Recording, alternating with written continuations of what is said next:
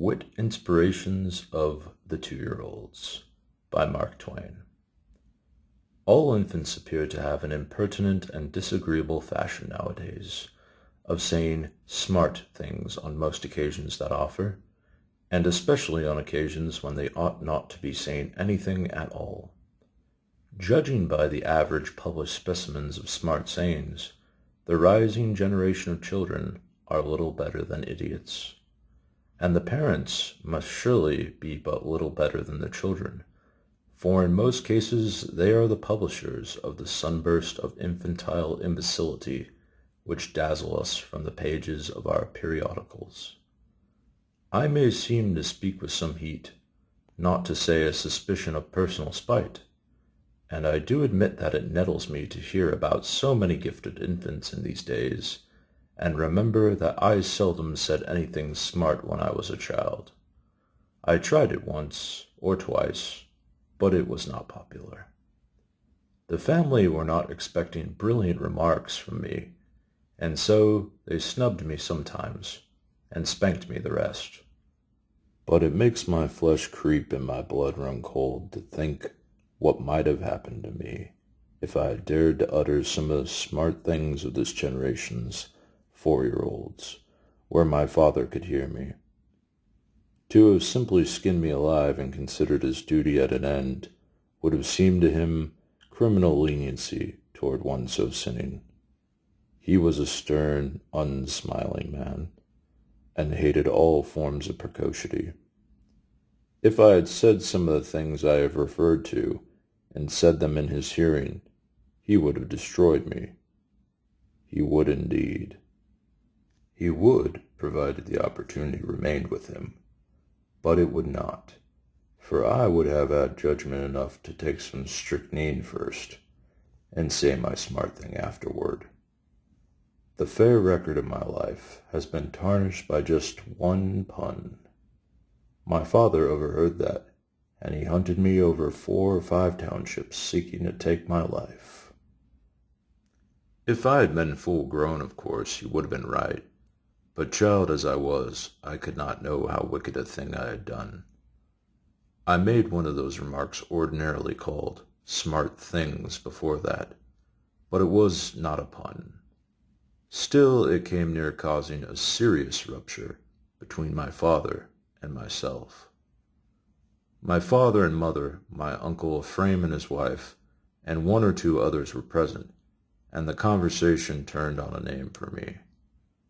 I was lying there trying some India rubber rings of various patterns, and endeavoring to make a selection, for I was tired of trying to cut my teeth on people's fingers, and wanted to get hold of something that would enable me to hurry the thing through and get something else.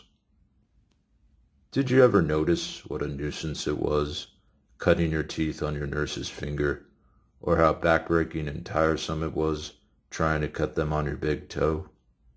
And did you never get out of patience and wish your teeth were in Jericho long before you got them half cut? To me, it seems as if these things happened yesterday. And they did to some children. But I digress. I was lying there trying the India rubber rings. I remember looking at the clock and noticing that in an hour and 25 minutes I would be 2 weeks old, and thinking how little I had done to merit the blessings that were so unsparingly lavished upon me.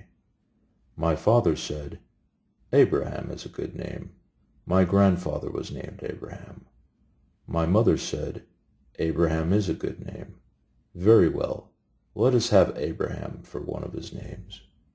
I said, "Abraham suits the subscriber." My father frowned. My mother looked pleased.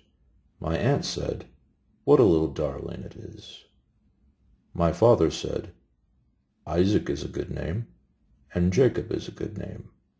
My mother assented and said, "No names are better. Let us add Isaac and Jacob to his names." I said, "All right, Isaac and Jacob are good enough for yours truly. Pass me that rattle, if you please. I can't chew India rubber rings all day." Not a soul made a memorandum of these sayings of mine for publication. I saw that, and did it myself. else they would have been utterly lost. So far from meeting with a generous encouragement like other children when developing intellectually, I was now furiously scowled upon by my father.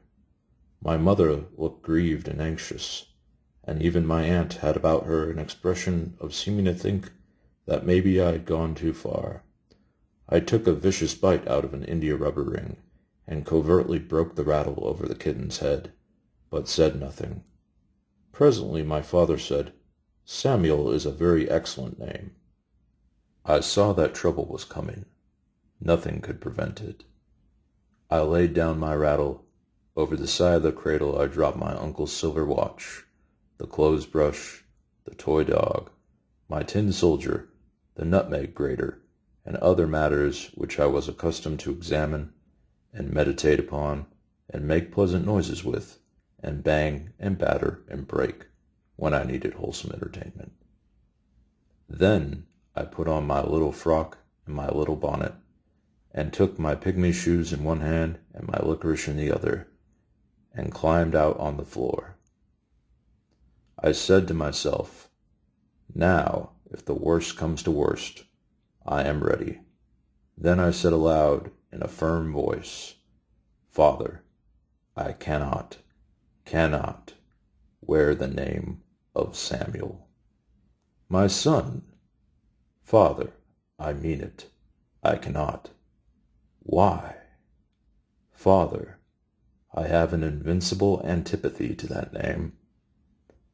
"My son, this is unreasonable. Many great and good men have been named Samuel." "Sir, I have yet to hear the first instance." "What? There was Samuel the prophet. Was he not great and good?" "Not so very.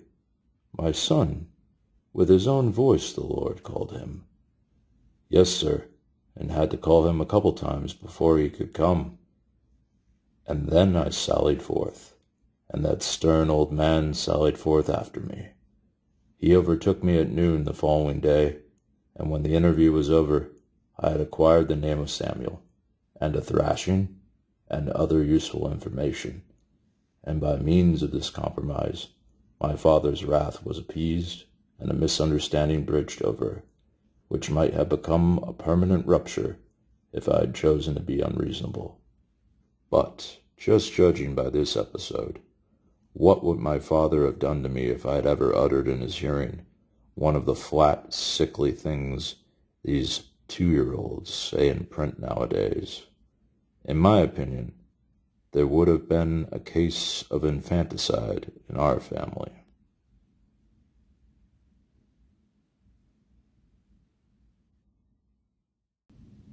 If you enjoyed this narration, please like and leave a comment. It helps the channel to grow. Subscribe for more. Press the notification button for updates. And as always, thank you for listening.